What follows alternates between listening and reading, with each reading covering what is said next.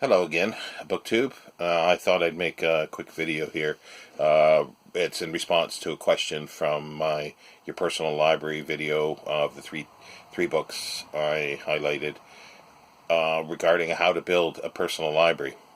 And it was the question was by Cardinio 2012, and they just wanted to know about Thomas Frognall Dibdin's Bibliomania or Book Madness. I did mention it, I think, briefly in that video. This is a recent reprinting of it. It's an annotated edition by Tiger of the Stripes is the publisher. Their website is tigerofthestripes.altogether.co.uk. You can find their books on Amazon. They are print on demand. However, it is quite good printing on demand. Not Amazon printing. It is Lightning Source printing.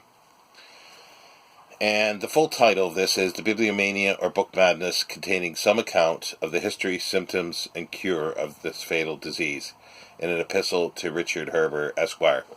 And it was a letter originally published in 1809, and later I believe he expanded it on several occasions. I don't have any of those, so I don't know how it was expanded. If anybody else does, then feel free to make a video or pipe in with comments, and I'd love to know as well. Dibdin was a collector. He was also a bibliographer, or self-styled bibliographer. He's been criticized a lot, but I think some of the criticism might be a bit harsh, especially for the beginnings of codifying what bibliography is. But he wrote a lot of books, and they look beautiful from pictures that I've seen on typography and printing history. Some of these have been reprinted as facsimile editions in paperback. I think Cambridge have a few of them, and they'd be nice to get because the originals will be a little pricey. Now, back to the letter. As I say, Dibdin, he's got three sections here for the letter. The first section is the history of the disease. And then part 2 is the nature or symptoms of the disease. And part 3, the probable means of its cure. Now, in not just being a book collector and writing these books about typography, bibliography, and so forth, he collected catalogues for book sales, eminent book sales. And this is quite interesting because in his footnotes, he'll mention a person's collection. He won't go into detail there, but he'll go a little more detail, and sometimes quite detailed, page even in a footnote regarding that person's library and the subsequent sale and how much certain items actually went for in the auction. And then we do have this, the annotation, annotated and edited by Peter Danksquirts. And this is done in 2007. Sorry, I should have mentioned it, 2007. So it's edited and annotated. Now, as I said, it's a letter.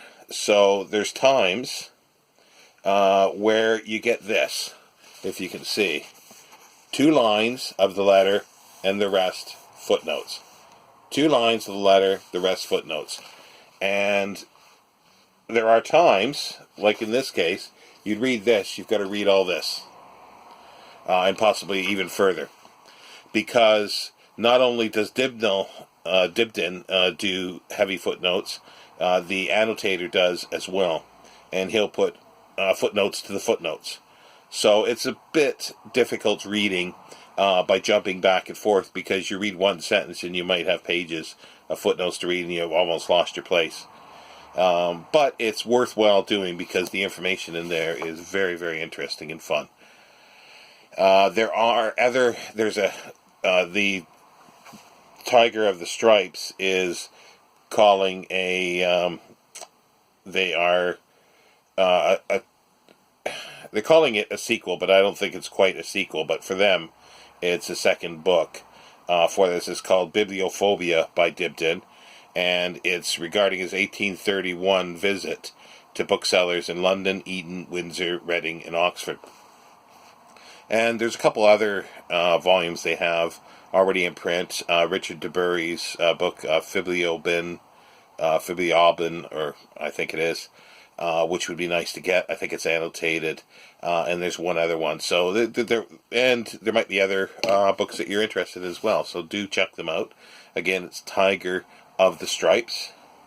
And it's tigerofthestripes.co.uk.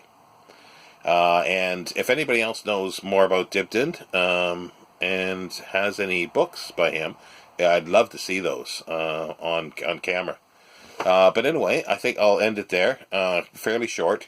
I'm going to go now listen to BBC Sounds, Dracula versus Sherlock Holmes. Or is it Sherlock Holmes? I think it's Sherlock Holmes versus Dracula. So I'll leave you there, and I'll talk to you later. Goodbye.